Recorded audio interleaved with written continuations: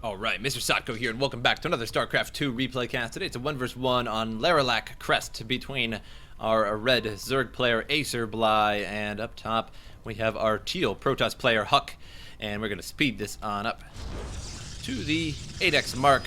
And so a map where there are 4 spawning points, so we're going to have to search for each other now.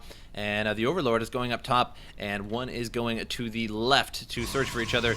And at the 2-minute mark, we will slow it back down, and the Overlord will spot HuK right off the bat here. And as soon as that Overlord spots him, he'll know where his opponent is. And so now we have some quick Zerglings going right to the Protoss base, and we do have a Zealot on the way that should make it there in time. Indeed it will, and should be able to defend the base. But Zerglings, of course, can't get past that Zealot there and just pretty much run and really not have too many problems there. Another Zergling up and about. Looks like he was the straggler there, the runt of the litter. And now going towards the probes here. Going to try and get a kill or two, but the probes are going to fight back. The probes are dangerous. And now 2 adepts out on the field, and these Zerglings serve no chance against those adepts, and going to lose them pretty quickly here. Zergling trying to run away there, but not going to happen. And a mothership core out on the field for the Protoss. Now total units, just 1 Zergling on the map somewhere. And where is that Zergling? Who knows? There he is, just chilling out over there. And we have 2 adepts, 1 Zealot, of course that mothership core. And not too much for the Zerg right now. 3 queens to help defend the hive. I think my favorite line in StarCraft 1 was the hive cluster is under attack. It was just so brutal. And now the queen falls, and so does the Zealot. But the Zealot takes out the queen. A queen for a Zealot, I would take that pretty much any day. To lose a Zealot to kill a queen is a pretty good deal, as the queen is always pumping out larvae and costs more for one, and of course lays down those creep tumors as well, and to deny those is to really mess up the Zerg. 2 pylons, a pylon rush down in the base at the hatchery here, and now overcharging those pylons, but looks like he's out of energy, and can do 1 more there. And needs 25 more, and just needs a few more, but loses that to the queen. And 1 more hit on that queen, and they are lost. And now the adept's gonna warp out of there and transferred all the way out of the base. And so now both of those pylons destroyed. Didn't do too much damage, slowed down the Zerg a little bit, but we'll see how that affects him later on in the game. In terms of the units lost, 24 units for the Zerg, and only 8. But that is sort of misleading, as the Zerg typically loves to lose units, because that is what they do for the most part. Sentry and 2 adepts here gonna block these Zerglings. They're gonna spy and see what's going on. Sees the Twilight Council and the Forge. Now the gateway is coming on out, and Overlord diving into the Protoss base.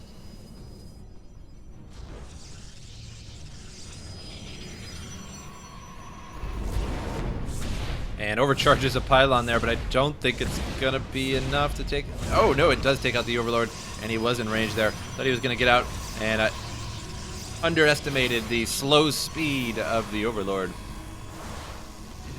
And now the rock tower here, gonna block that off.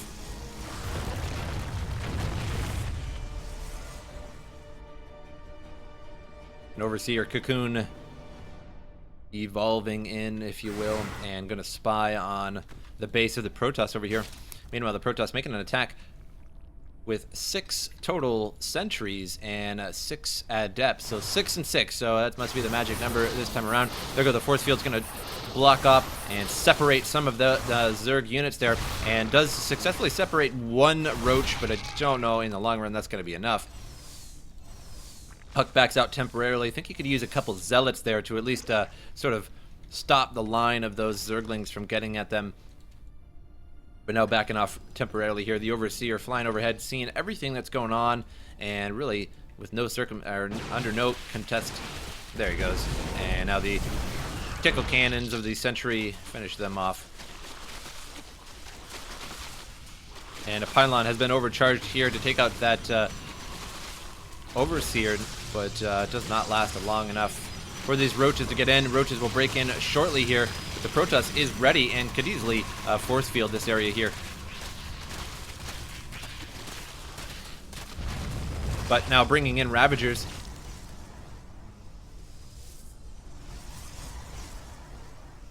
And now here comes the Zerg, and coming up the left side, takes out one of those Stalkers instantaneously, and all the bile hits that pylon there, finishes that off in a quick hurry.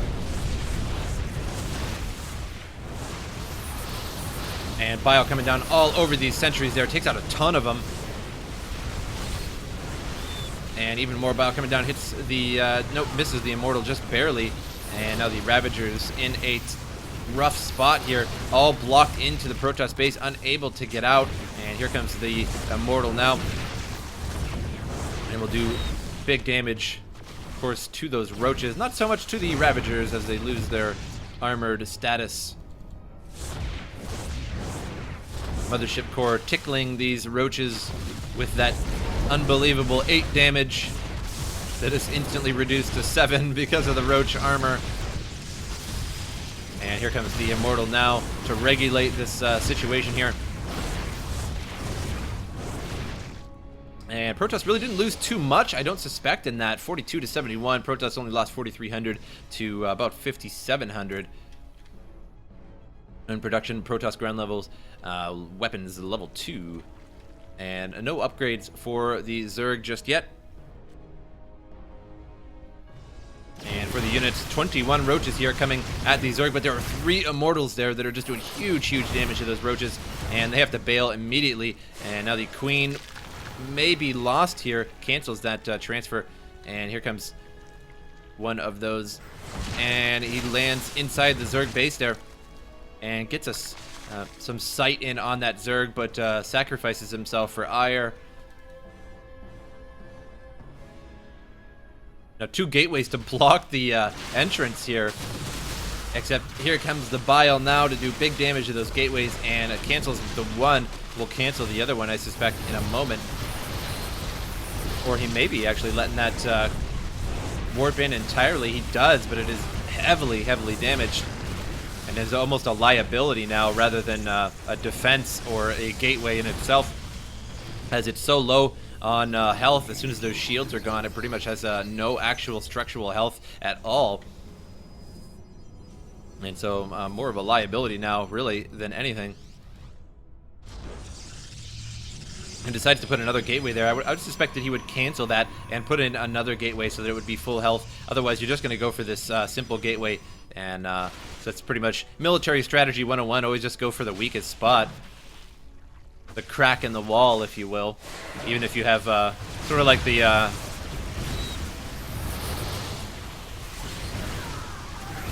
Maginot line of the French in World War II. If it's too strong, you just kind of go around it, really. And now the Protoss getting overwhelmed here. Roaches right in the face of all these Immortals. And the Immortals just doing so much work on those roaches, though, with these 3 Immortals. Now 2 more. 2 on the field, rather. And in production, we have 1. And ground level 3 for the Protoss. So really just powering out those ground weapons. Still no upgrades at all for the Zerg. So soon these Immortals are just going to be doing so much damage.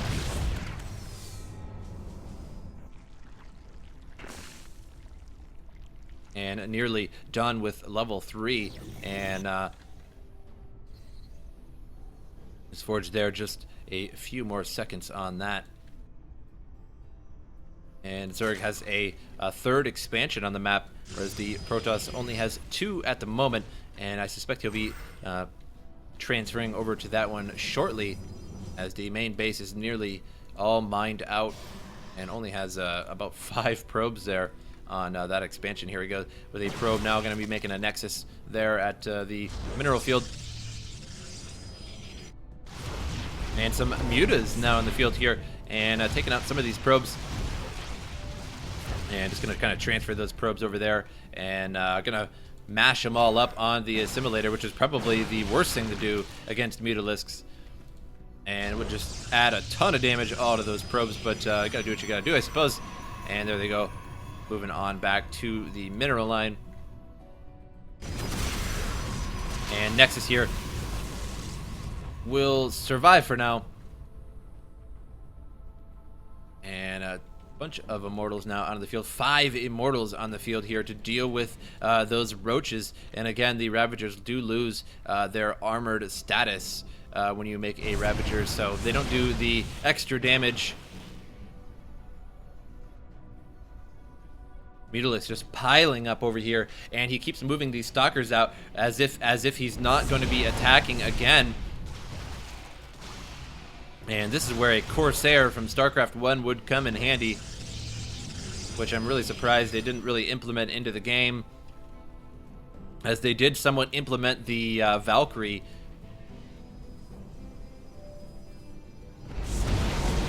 In a subtle off way, if you will.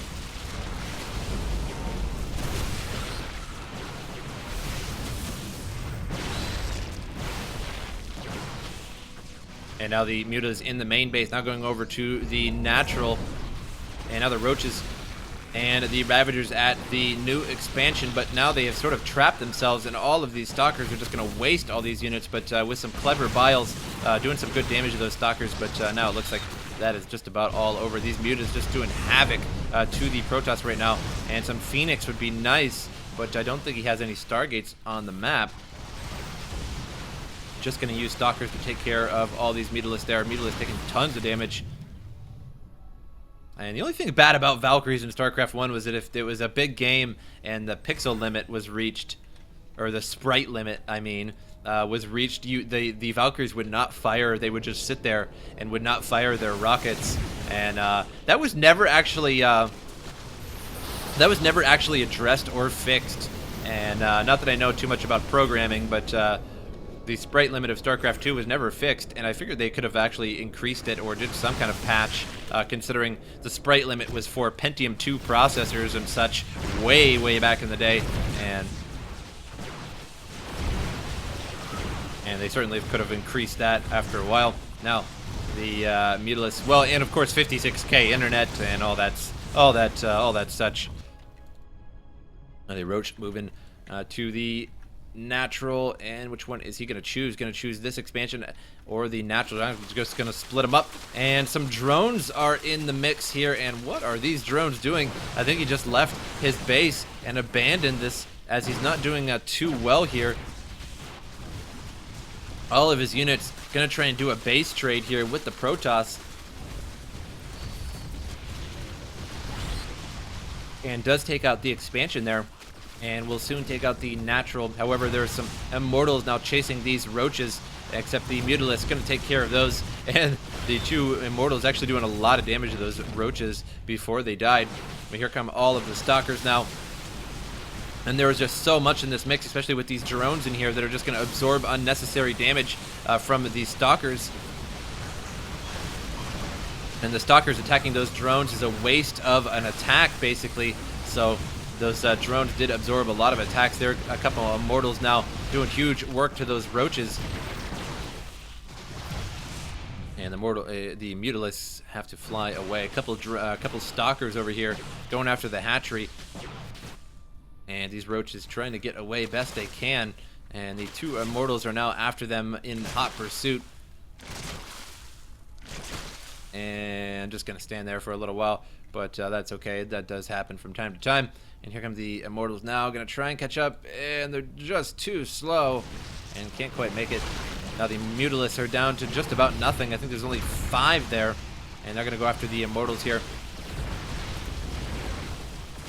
And the Zerg, AcerBly, has to GG out, leaving HuK the winner. So a pretty good game indeed, but I think too many Roaches, and he was just really pounding out those Roaches over and over, and sort of sending them into a brick wall of Immortals, and that is certainly never a good idea. But I hope you guys enjoyed the replay, and I'll see you guys next time.